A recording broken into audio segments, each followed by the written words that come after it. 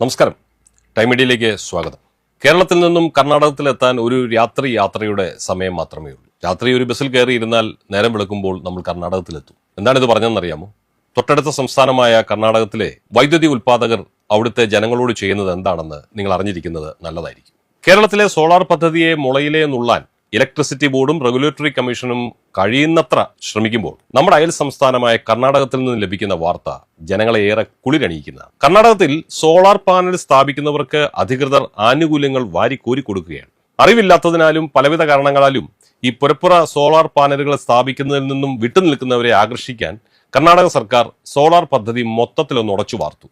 അവർക്ക് വൻ ഓഫറുകൾ നൽകിയിരിക്കുകയാണ്. നിങ്ങൾ എങ്ങനെയെങ്കിലും പാനൽ വെക്ക്. ഡിസ്ട്രിബ്യൂട്ടഡ് സോളാർ PV പ്ലാന്റുകൾ DSPV എന്നാണ് അവിടെ അവർ നടപ്പാക്കിയിരിക്കുന്ന പുതിയ പദ്ധതിയുടെ പേര്. ഇതെങ്ങനെയാണെന്നറിയോ? കേട്ടാൽ ചിരി വരും. ഇവരെവിടേക്കാണ് പാനലുകൾ വെക്കുന്നതെന്നറിയാമോ? മേൽക്കൂരകളിൽ മാത്രമല്ല, കെട്ടിടങ്ങളുടെയും അപ്പാർട്ട്മെന്റുകളുടെയും ചുമരുകളിലും കാർപോർച്ചുകളിലും നിലത്ത് തുറസായ സ്ഥലങ്ങളിലും വരെ പാനലുകൾ വെച്ചോളാൻ പറയുക. വെക്കാവുന്നിടത്തെല്ലാം വെച്ചോളാൻ അനുവാദം കൊടുത്തിരിക്കുക.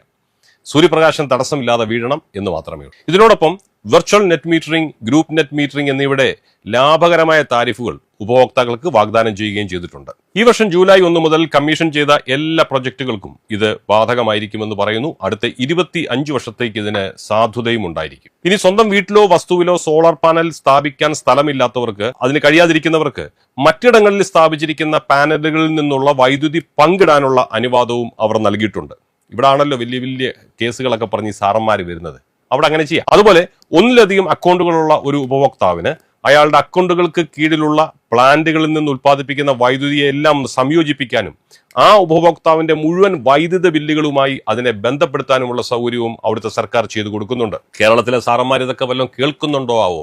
കേൾക്കത്തില്ലല്ലോ ഇങ്ങനെയുള്ള കാര്യങ്ങൾ. ഉപഭോക്താക്കൾക്ക് 10 കിലോ വാട്ട് വരെ യൂണിറ്റിന് 3.86 രൂപയും 10 കിലോ വാട്ടിന് മുകളിൽ ഉൽപ്പാദിപ്പിക്കുന്ന വൈദ്യുതിക്ക് യൂണിറ്റിന് 3.8 രൂപയും ലഭിക്കും. സൗരോർജ്ജ പദ്ധതികൾക്ക് നിലവിലുള്ള താരിഫ് ഘടന കണക്കിലെടുക്കുമ്പോൾ ഇത് വളരെ മാന്യമായ താരിഫാണെന്നാണ് വിദഗ്ധരായവർ വിലയിരുത്തുന്നത്. ഇനി നമുക്ക് പെട്ടെന്ന് കർണാടകത്തിൽ നിന്ന് നമ്മുടെ നമ്പർ 1 കേരളത്തിലേക്കൊന്ന് വരാം. ഓടി വരിക. ഇവിടെ വരുമ്പോൾ കാര്യങ്ങൾ ആകെ ശോകമൂകമാണ്. മറ്റുള്ള സംസ്ഥാനങ്ങൾ സൗരോർജ്ജത്തെ കഴിവിന്റെ പരമാവധി പ്രോത്സാഹിപ്പിക്കുമ്പോൾ എങ്ങനെ ഇവിടുത്തെ ഈ പദ്ധതി ഇല്ലാതാക്കാമെന്ന ഗൂഢ ആലോചനയിലാണ് കേരളത്തിലെ വൈദ്യുതി ബോർഡും സംസ്ഥാന വൈദ്യുതി റെഗുലേറ്ററി കമ്മീഷനും.